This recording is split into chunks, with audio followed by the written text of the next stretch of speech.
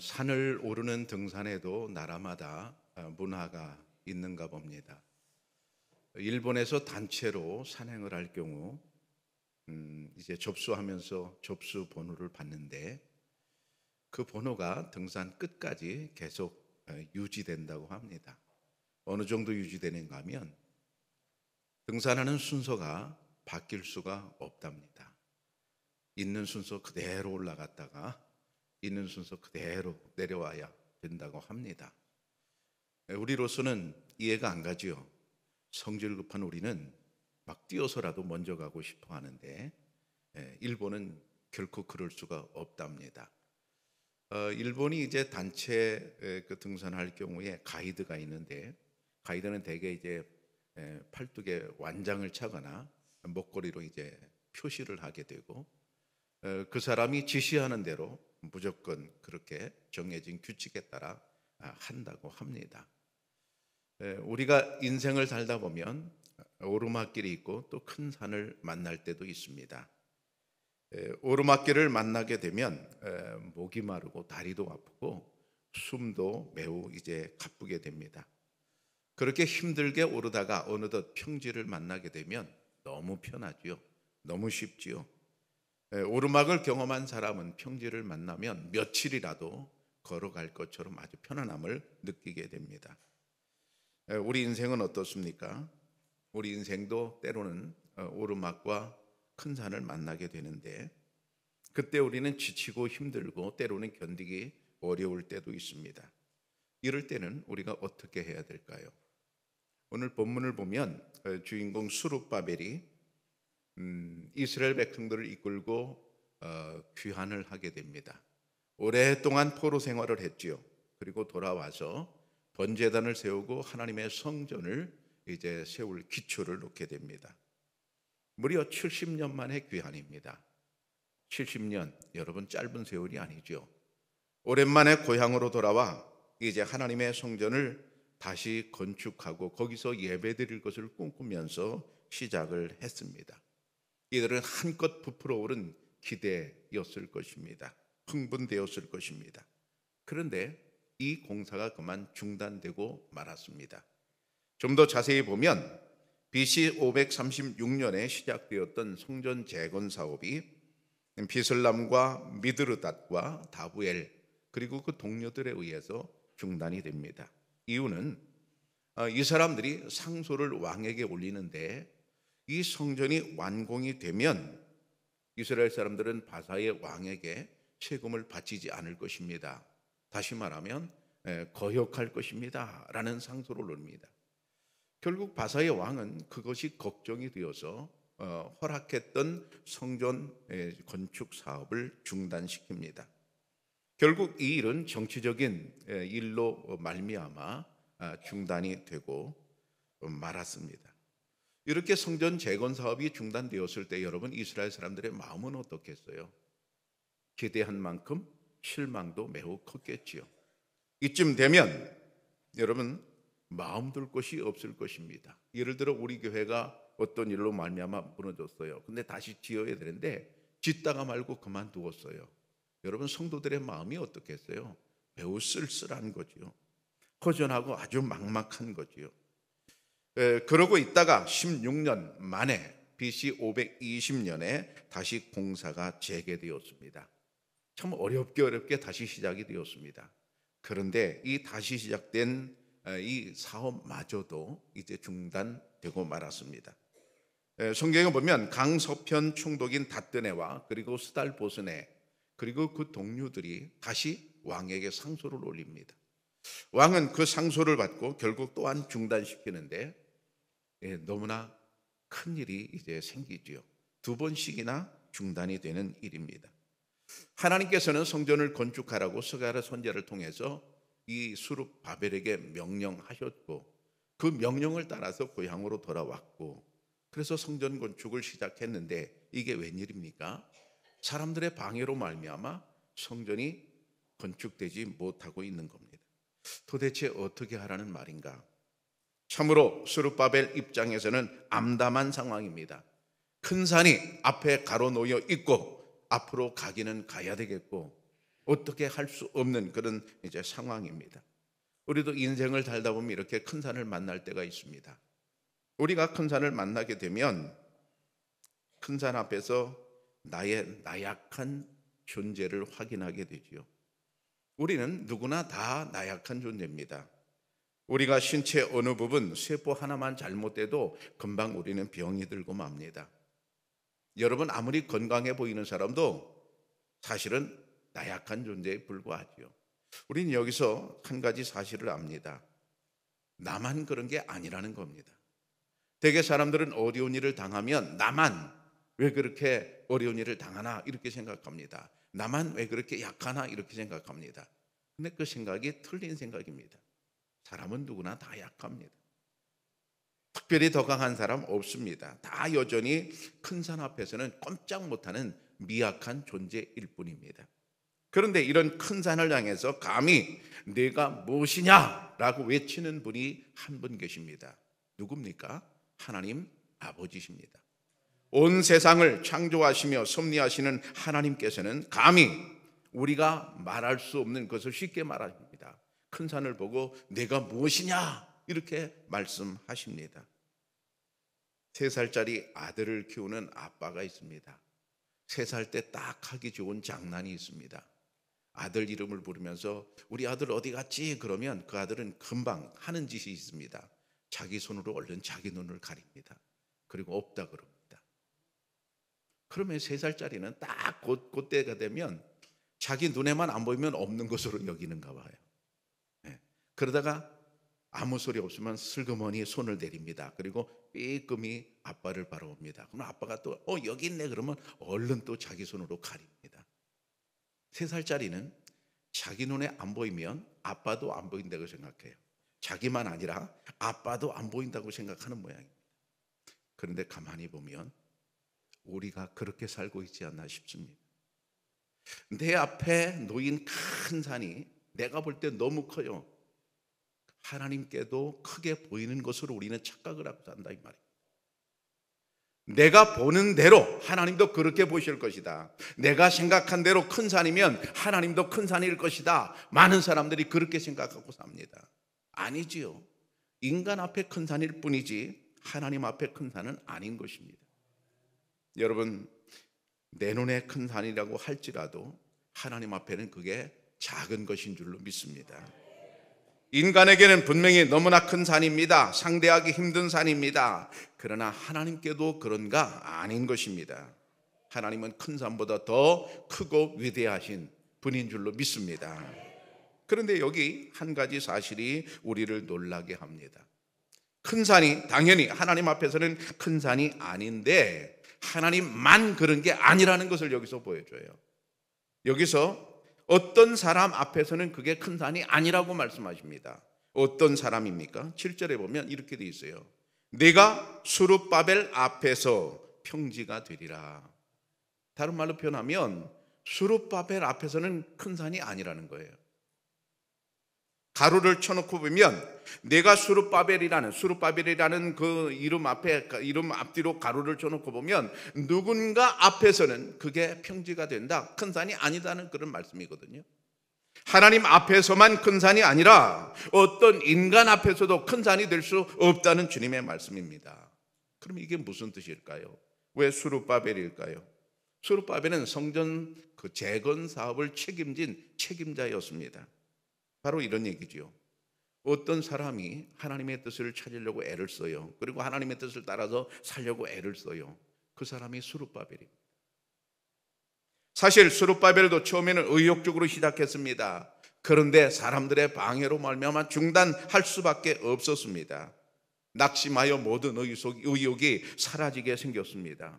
살 맛도 없고 나약해지게 되었습니다. 그때 하나님께서 그에게 힘을 주는 말씀입니다. 내가 수룹바벨 앞에서 평지가 되리라. 너는 누구예요? 큰 산이죠. 큰 산아, 내가 여전히 큰 산일 줄 아느냐? 아니야. 수룹바벨 앞에서는 평지가 될 것이라고 주님이 힘을 주십니다. 이 수룹바벨 앞에서는 큰 산이 뻔히 눈에 보입니다. 그런데 하나님께서는 그게 평지가 될 것이라고 말씀하세요. 여기서 우리가 두 가지를 생각하는데, 하나는 큰 산이 내 눈앞에 보여요. 근데 하나님은 그게 평지가 될 것이라고 말씀하세요.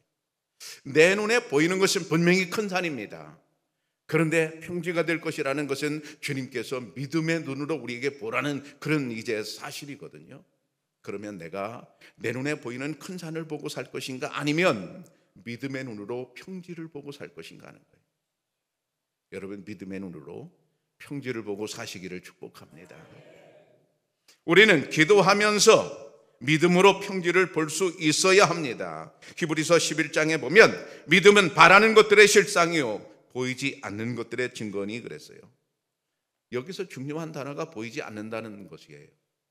보이지 않는 것들의 증거, 바로 그게 믿음이라는 거예요. 여러분, 믿음은 눈에 보이는 것을 믿는 게 믿음이 아닙니다. 보이지 않는 것을 믿어야 믿음입니다.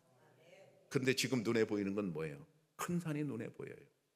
평지는 눈에 안 보여요. 눈에 안 보이는 평지를 어떻게 볼 것인가? 바로 그게 믿음입니다. 믿음으로만 볼 수가 있어요.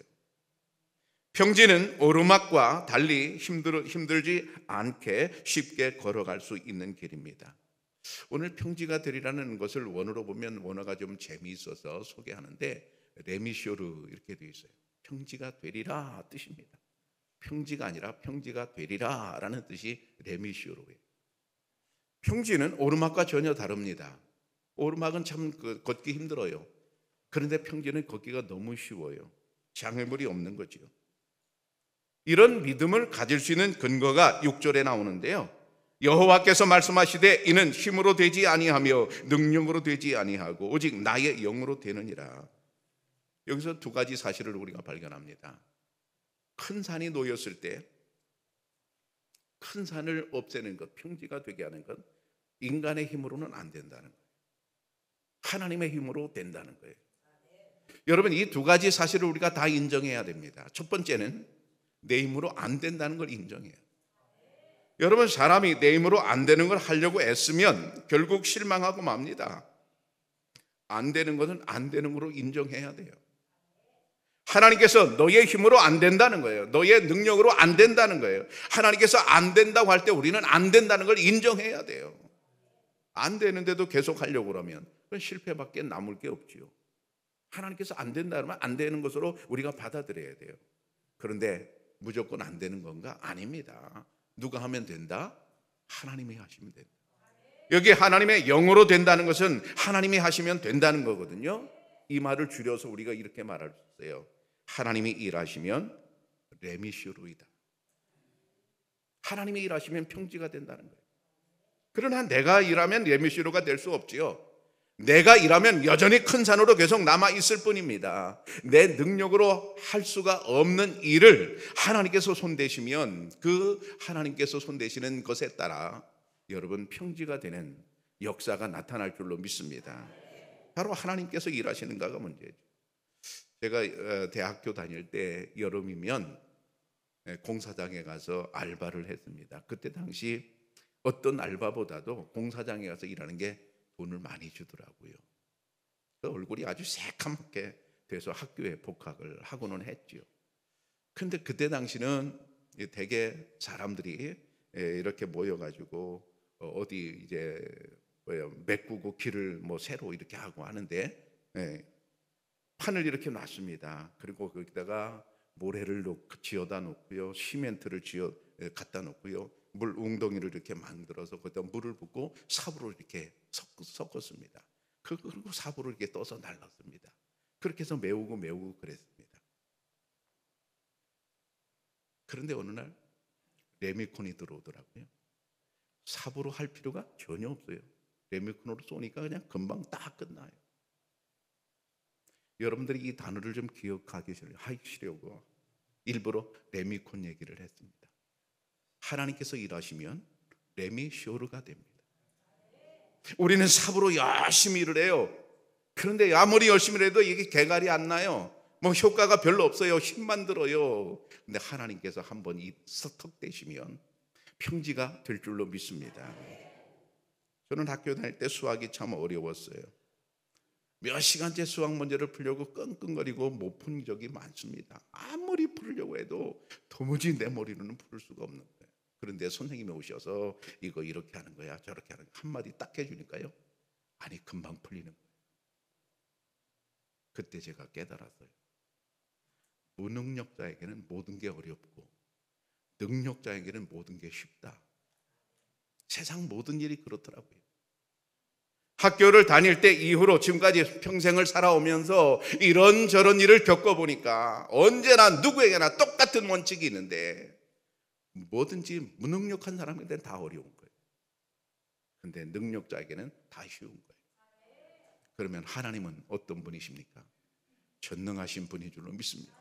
하나님 앞에 쉬운 게 어려운 게 하나도 없는 거예요. 모든 게 하나님 앞엔 다 쉬운 거예요. 우리가 이 땅에 살면서 이거 어렵다 저거 어렵다 그러죠. 우리가 능력이 없어서 어려운 것이지 하나님 앞에서도 어려운 것은 아닙니다.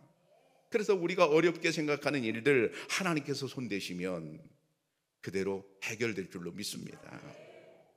전지전능하신 하나님께서 수룹바벨에게 평지가 되리라 그렇게 말씀하셨어요. 그러면 이것을 우리가 오늘 우리에게 이렇게 끌어서 적용하면 어떻게 됩니까? 수룹바벨이 답입니다. 우리가 인생을 살아갈 때 어떻게 문제를 풀어갈 것인가? 수룹바벨이 되는 겁니다. 하나님께서 수룹바벨 앞에서 큰 산이 평지가 되게 하리라 말씀하셨으니까 내가 수룹바벨이 되면 되는 거죠. 그럼 수룹바벨이 누구라고 했습니까? 하나님의 뜻을 알고 하나님의 뜻을 그냥 따라서 살려고 애쓰는 사람이 바로 수룹바벨인데, 여러분 우리가 모두 수룹바벨이 되면 하나님이 내 문제를 해결하실 줄로 믿습니다. 너는 마음을 다하여 여호와를 신뢰하고 내 명철을 의지하지 말라. 잠언 3장 5절에 말씀하고 있거든요. 잘 보세요. 마음을 다하여 하나님을 신뢰한다는 말이 무슨 뜻일까요? 마음을 다해서 하나님을 신뢰한다는 말이 무슨 뜻일까요? 이 사람과 이 사람이 서로 사랑해요. 그러면 신경이 쓰입니다. 뭐가 신경 쓰는가 하면 메뉴부터 신경 쓰여요. 저 사람이 뭐 좋아할까? 생일이 다가왔어요. 선물을 사고 싶어요. 신경이 쓰여요. 저 사람에게 뭘 선물하면 좋을까? 이게 마음을 다하는 거거든요. 아기가 태어났어요. 아기에게 어떻게 해주면 좋을까? 엄마가 온통 신경을 다 씁니다. 이게 마음을 다하는 거거든요. 그러면 하나님께 마음을 다한다는 건 무슨 뜻입니까? 하나님의 뜻을 하려고 신경 쓴다 이 말입니다. 기도는 신경 쓰는 시간입니다. 한번 같이 해볼까요? 기도는 신경 쓰는 시간이다. 기도가 하나님 앞에 요청하는 시간 이미 분명합니다. 우리는 인간으로 하나님께 요청할 게 참 많아요. 하나님 이거 달라고 저거 해결해 달라고 요청할 게 참 많아요. 근데 그것만 있는 건 아닙니다. 그보다 더 고급스러운 게 있어요. 하나님께서 무엇을 원하시는지 하나님의 뜻을 찾으려고 신경 쓰는 겁니다. 기도는 하나님의 뜻을 찾으려고 신경 쓰는 시간이에요. 왜 많은 사람들이 새벽에 힘든데도 와서 그렇게 기도할까요? 요구하는 게 많아서 그럴까요? 아닙니다. 하나님의 뜻을 찾아서 신경 쓰려고 하는 겁니다. 왜? 주님을 사랑하니까요. 주님을 사랑하니까 사랑하는 주님의 뜻대로 내가 살고 싶은 겁니다. 내 욕심대로 내 욕망대로 살면 얼마나 쉬워요. 그냥 살아가면 돼요. 기도 필요 없어요. 성경도 필요 없어요. 그냥 내 마음대로 살아가면 그만이에요. 너무나 쉽지요. 신앙생활하는 게 너무나 쉽지요. 근데 그게 아니에요. 내가 주님 사랑하고 주님이 나를 사랑하니까 내가 주님의 뜻을 알아야 되겠어요. 주님 마음에 내가 맞아야 되겠어요. 그러려면 어떻게 해야 되겠습니까? 주님의 뜻을 내가 찾으려고 신경을 써야 되는 거예요. 여러분 신경 쓰는 게 사랑입니다. 관심이 사랑이라고 하잖아요. 풀어서 말하면 신경 쓰는 게 사랑입니다.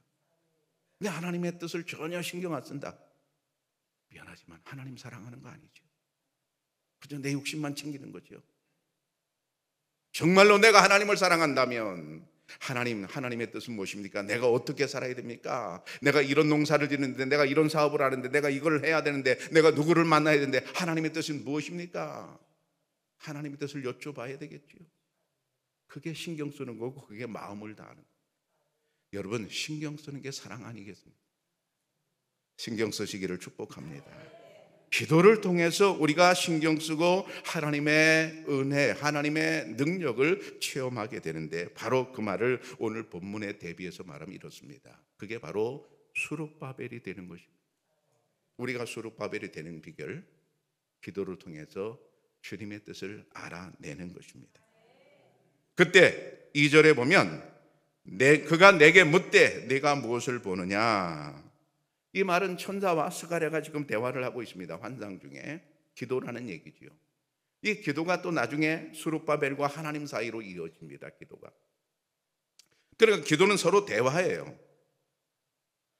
기도가 서로 대화라고 할 때, 우리가 기도할 때 하나님과의 대화라고 할 때, 결국 기도를 통해서 하나님과의 대화를 통해서 하나님의 뜻을 이제 알아가는 것입니다. 그게 기도인 것입니다. 여러분, 이런 기도에 힘쓰시기를 바랍니다. 하나님의 뜻을 알려고 신경 쓰면서 기도할 수 있기를 바랍니다. 수룹바벨이 그랬다는 거예요. 그래서 수룹바벨에게 하나님께서는 내 앞에 큰 산이 아니라 평지가 되게 하리라. 그래서 나중에 결국 완공을 하지 않습니까? 어려운 난관, 어려운 이제 고난의 시간을 다 지나고 아름답게 성전을 나중에 완공했어요. 참으로 아름다운 일입니다. 여러분, 올림픽에서 금메달 딴 선수들이 나중에 인터뷰를 해요. 근데 인터뷰에 하나같이 어려운 순간들이 다 있었어요. 포기하고 싶은 순간들이 하나같이 다 있었어요. 세계 1등 하는데 뭐 거저먹기가 어디 있겠어요. 바로 그 어렵게 난관을 헤쳐나간 사실 때문에 우리가 박수를 치고, 때로는 그 인터뷰 때문에 뭉클하고 눈물을 흘리고 그런 것 아니겠습니까? 그렇게 아름다운 거죠. 여러분, 여러분의 삶도, 여러분의 인생도 때로는 어렵지만 때로는 힘들지만 그 난관을 다 겪고 이겨나가 나중에 아름다운 그런 결론을 만들어내기를 축복합니다. 포로 귀환 이후에 재건될 제2성전을 바라보면서 그들은 하나님을 찬양하고 있습니다. 비록 이 성전은 솔로몬 성전보다는 웅장하지도 않고 화려하지도 않지만, 그러나 성전이 파괴된 후에 무려 70년 만에 시작하는 일이니만큼 얼마나 가슴 벅찬 일이겠어요. 그런데 하나님께서는 아직 완공되지 않았는데 이런 그림을 그리라고 하십니다. 7절에 보면 머릿돌을 내놓을 때에 그랬어요. 머릿돌을 내놓을 때. 머릿돌은 준공 날짜가 적혀 있는 그런 이제 돌이죠. 기념이죠. 우리 교회 머릿돌을 한번 보실까요? 왼쪽에 있는 교육센터 건물에 박혀 있는 이제 사진입니다. 머릿돌 주 1981년 6월 7일 이렇게 돼 있어요. 81년에 세워진 건물이라는. 그 옆에는 100주년 기념 예배당, 바로 이 건물입니다. 어떻게 돼 있어요? 2009년 10월 11일 이렇게 돼 있어요. 이게 머릿돌이잖아요. 하나님께서 수룹바벨에게 말씀하시기를 머릿돌을 놓을 때에, 머릿돌을 내놓을 때 머릿돌을 그려보라는 주님의 말씀이에요. 그런데 지금 머릿돌을 놓을 시간이 아닙니다. 아직 완공이 안 됐습니다. 한참 진행 중입니다.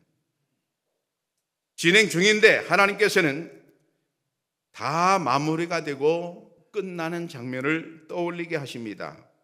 그림을 그리게 하십니다. 그리고 그때 이런 찬송을 부르게 될 것을 말씀하십니다. 7절에 보면 무리가 외치기를 은총이 그에게 있을지어다.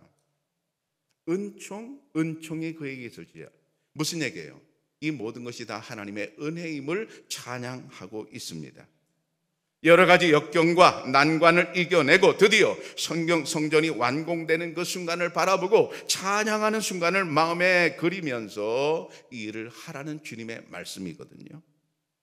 이 말씀을 가만히 생각해 보면 우리는 사람마다 다 마음에 그림을 그리고 살고 있습니다.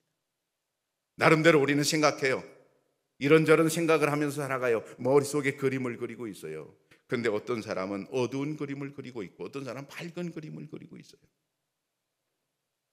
나름대로 자기 속에 그림을 그렸다 지우는 것이기 때문에 무슨 색을 칠했는지 남은 알 수 없어요. 근데 본인은 다 알 수 있어요. 여러분, 그럼 생각해 보십시다. 늘 나쁜 생각, 안 좋은 생각, 어두운 그림을 그리는 사람과 늘 밝은 생각, 긍정적인 생각, 긍정적인 그림을 그리는 사람, 여러분, 어떤 사람이 더 행복하겠어요? 당연한 일입니다. 밝은 그림을 그리는 사람이 행복하지. 어떤 사람의 얼굴이 더 밝아지겠어요?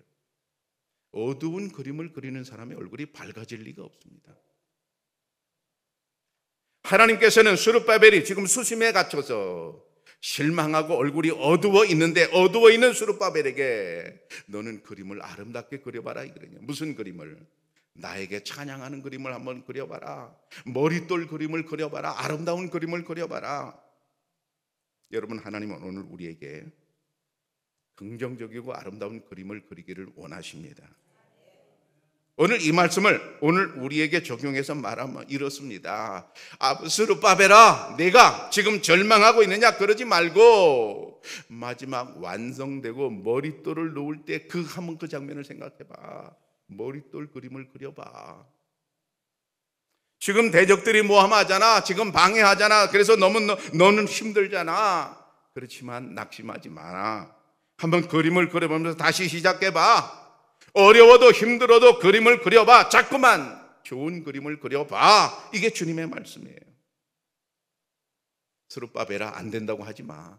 못한다고 하지 마. 되는 그림을 한번 그려봐. 내 마음의 캔버스에 아름다운 그림, 밝은 색으로 그림을 좀 그려봐. 그리고 다시 해봐. 이게 주님의 말씀이에요. 여러분의 꿈을 여러분 아름답게 그려보시기를 바랍니다. 다 완성되는 꿈을 그려보시기를 바랍니다. 다 완성되는 그날 하나님을 찬양하고 이 모든 것이 하나님의 은혜였소라고 노래할 때 그때를 그려보라는 말씀입니다. 그런데 지금은 현재는 어려운 것입니다. 지금 현실은 포기하고 싶은 것입니다. 지금은 다 집어치우고 싶은 것입니다. 그런데 하나님께서는 집어치우지 말고 그림을 그려보라고 말씀하십니다. 이 방법은 하나님께서 아브라함 때도 사용하셨어요.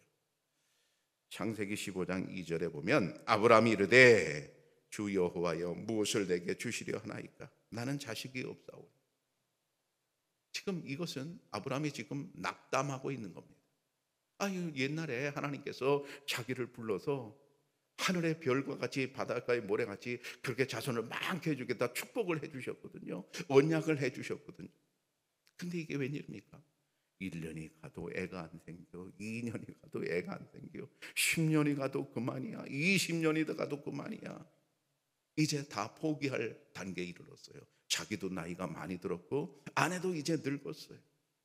그러니까 이제 좌절을 할 수밖에 없어요. 우리가 아브라함을 보면 늘 언제나 믿음이 대단한 것처럼 보이지만 언제나 그랬던 건 아닙니다. 이걸 기억하세요. 아브라함도 언제나 그랬던 건 아닙니다. 우리하고 비슷했어요. 낙심을 했어요.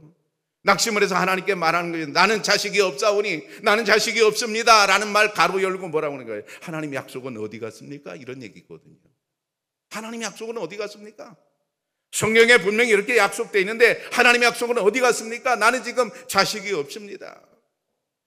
그럴 때 하나님께서 하시는 이제 행동이십니다. 자, 창세기 15장 5절에 보면 그를 이끌고 밖으로 나가 이르시되 하늘을 우러러 무뼈를 셀 수 있나 보라.